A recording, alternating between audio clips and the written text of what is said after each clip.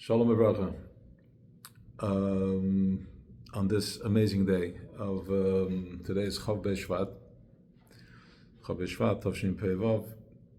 So Chav Beis is 22, the 22 letters. It's also the yahrzeit of Rebbetzin Chaim Moshka. So there is everything goes to the source, and when I posted that story earlier, and when I read the story, I was it was a fascinating story because it's something that it's nothing what we have been raised with, how to deal with a situation like that. It was a true, it wasn't a story where she was trying to to be a certain way, to come across a certain way, but this was truly authentically what they represented, what she represented, and that's why there is such a connection. The people that grew up in this circle, they're so connected and they're so dedicated and loyal to the cause, and we understand why, because identity is where it starts and where it ends and where it finishes. That's where it's all about. Identity is where most of us are struggling with. We're even if we're complete at to some point, but somewhere down the line, deep inside, there's a brokenness. There's a brokenness because there is a child that when you did a prank call, there was screaming, and there was that's what they knew, that's what we know, that's what we know. And so at least our job is to read the story and really take it in and understand that there is never ever a reason to hit a child or to be aggressive. I mean, sometimes they need to be disciplined and whatever that means, but there is never a reason. We get much further when we are there with compassion. Ultimately, sometimes I sit with people and we talk, and it's like, maybe now there's a time where I should be scream at a child or hit a child, and then I'm thinking back, how did that do for me? How is it for the people that I'm sitting with? How did that do for them when Tati and Mommy did what they knew best, and just to beat the child, beat him emotionally, or scream at the child instead of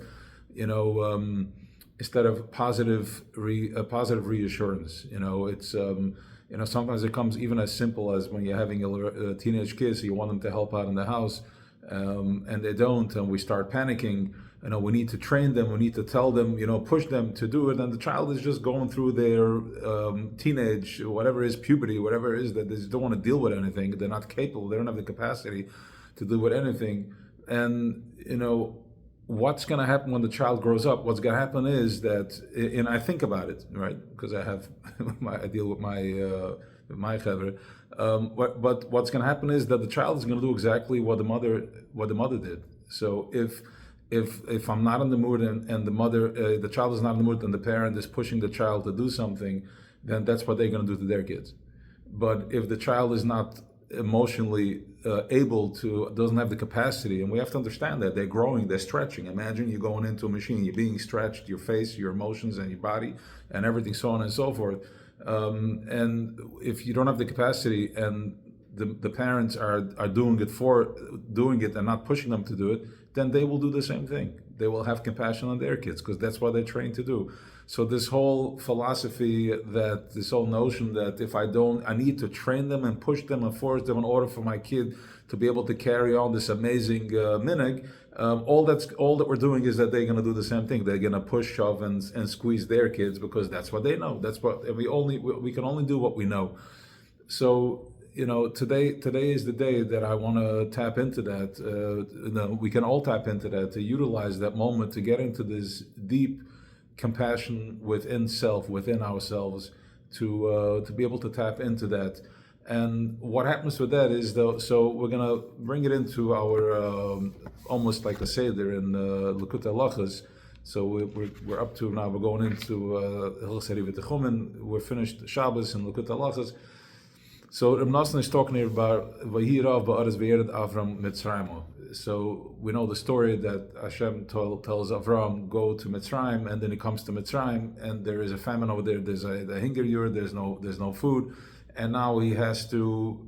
And he's kind of like confused. I just did something. I went into a business. He told me to go into a business. He told me to go to the right. I'm doing the right, and I'm struggling over here. And what Avram did is v'lo hirer achrei Hashem. He did not think about lo shalach achar Hashem yisbarach lak lahamek yitzadik Hashem v'yosher mishpatim. And we talk about this a lot, where people are expressing their frustration, the shortcomings, the lack, and so on and so forth. But the point is that there's also good. There's a Elikim and then there's Yudke Vavke. The program has two options. There's Elikim, which is Teva, which is Seder, which is the squeeze, which is basically activated by the way we were raised, by the lack of what we didn't receive, the lack and the abundance of lack that we received, the abundance of lack. That was part of the tzimtzum. And now when I go through my life, I have a choice. And then there's also the abundance that we received, the good parts that we got. The days that there were nourishment, positive nourishment. And now when I'm all grown up, I have a choice. I can tap into, draw from Elikim, from the tzimtzum, or I can draw from the abundance. And Avram chose, he wasn't distracted, which means that even though he encountered and he was engulfed in the tzimtzum, in the squeeze, but he understood there is a problem, there is a situation, but I am not the situation. I'm in the abundance. So he refused to surrender to that. He refused to surrender to the restriction. They enter into the abundance, and that's what we're going in on Shabbos. That's the process. What we enter in on Shabbos, that we're going into a place of Emunah. Emunah is that I believe, and this is what Reb Nosson says, something very, very powerful over here. He's saying that. So everything is that I have him. What's Emunah? Emunah is that even when I'm going through a squeeze, I believe that it's for the good. I believe that Hashem is Tzadik Hashem v'Yosher Mishpatav. Tzadik Eibishter is our Creator, is aligned. He's rechtvaardig. He's great. V'Yosher Mishpatav, and his mishpat, his judgment is aligned. It's Yosher. So even if I'm going through a hardship, if I'm going through a squeeze, I still believe that it's Yosher. So he's asking a question, if I believe that my squeeze and my pain is for the good, for the betterment of myself, because the Creator is doing only whatever comes out of him is only good, then why am I asking for something to change? Why, if somebody has an issue, are we davening for that person? It's good. And maybe if I'm going to daven for him, if he's not going to go through that squeeze, the whole squeeze that a person is going through is for his betterment, for his evolution. If I'm going to daven for him that he shouldn't have that, go through that squeeze, that process, then basically I'm doing bad for him, because it's for his good, it's for the child's own good. So says Reb Nosson, there's two levels over here. There is Rachmanis, there is Rachamim, there is compassion. There's compassion from a place of compassion that still is coming from a place of tzimtzum. They're still coming from a place of restriction. There's still some sort of seder shtalshel, is that if a person, if he doesn't go through this squeeze, then it's not going to be good for him and he's going to pay somewhere else. But then there's something called the Rachmim Rabim, which is that ultimately that there is Rachmim Rabim, which is that I'm going deeper than the place that needs rectification. I'm going deeper than the place that by going through the squeeze, it's good for the person. And he's saying that happens when we have to bring awareness to our own compassion. We have to activate our own compassion, because ultimately, if we went through a process of Elikim, we went through a process of judgment, we went through a process of the way you were raised, the way we came into being through tzimtzum, then that part needs a bitter. So that part has to go through a squeeze. So yes, you're right that part has to go through a squeeze, and therefore, if I daven for that part, for the person not to go through that squeeze, it's not going to be good for him, because at the end of the day, the child has to go through a certain way of being raised, a certain way of the way he's being chinuch, the way he's being whatever the word is. However, but then there is a place where there is the ultimate alignment, where the upper worlds and the lower worlds are coming together. The Nakuda Yona and the Nakuda Tachtana come together. The soul and the body is fully open and is aligned with the soul, with the message. I need Rachmim Rabim. I need very strong compassion. I need a lot of compassion on myself, because ultimately we are judging ourselves. My actions and the actions of others is what creates my judgment. I see something based on the actions and the interactions that I had throughout getting to this point. The way I was raised, the way I was brought up, the way I was given, the way I wasn't given, that's how I judge, positive or negative, either or.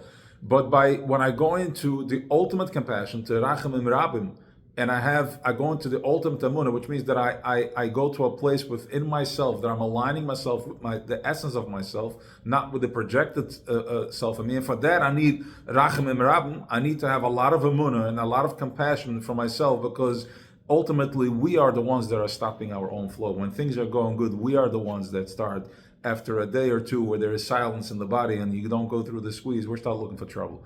I'm starting to dig. I'm just like, oh, I have something, an open tab with this person. I have an open tab with this situation in my life. My father, my mother-in-law, my friends, whatever the case is. So that for that we need Rachmim Rabim, that we can overcome our own judgment. And today is the day. Today is the day that we can tap into this very strong healing, because it's Chav Beis Shvat. The Osius, we have the letters, we have the capacity to go to a negotiation with self to overcome that, and it's the yahrzeit of the Rebbetzin, which is a very it's a Mesugal League day. So and all that ultimately is happening on Shabbos. Shabbos is the day of healing. Shabbos is the day that we're tapping into to Amunah, where the food that we eat is helping us have the strength and gives us the koyach to overcome the dialogue within self. We're entering in a different place.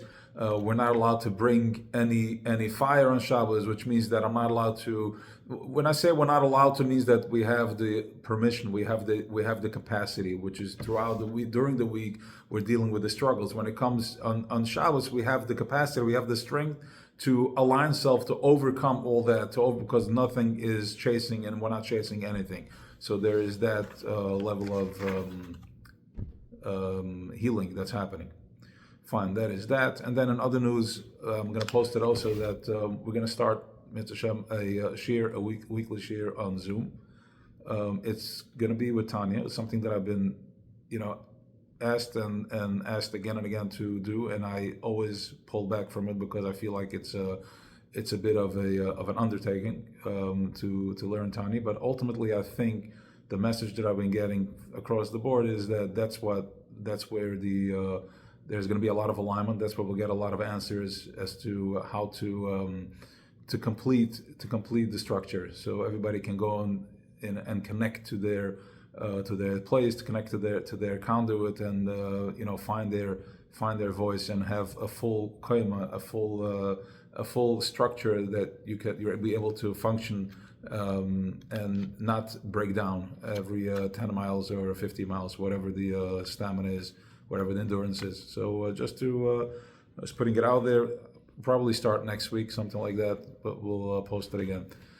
Have an awesome day, a blessed day, and make this day count. Make this day count. Find the infinite within and connect it to the infinite of the day. Bringing the upper nekuda to the lower nekuda. Finding the ultimate alignment, the ultimate truth and meaning within self, and connect to it and bring it into the day. And once you connect to it, you just keep connecting to it again and again, and then expanding on that connection, on that nakuda that you're connecting from, and always seeing the positive in what you're encountering, always seeing the positive, always remembering that there is teva, and then there is something that is lamayla miteva. And we are lamayla miteva beings. We are above the Seder Shtalshalas, which means that we have emunah. With compassion and mercy, we are able to melt away the tracks of nature, of Mother Nature, and we're able to go through and connect. We need the Seder Shtalshalas, because it's for the betterment of us. But then there's a higher level of that. There's a higher level that is the ultimate good that we can tap into. So have a blessed day. L'chaim l'bracha.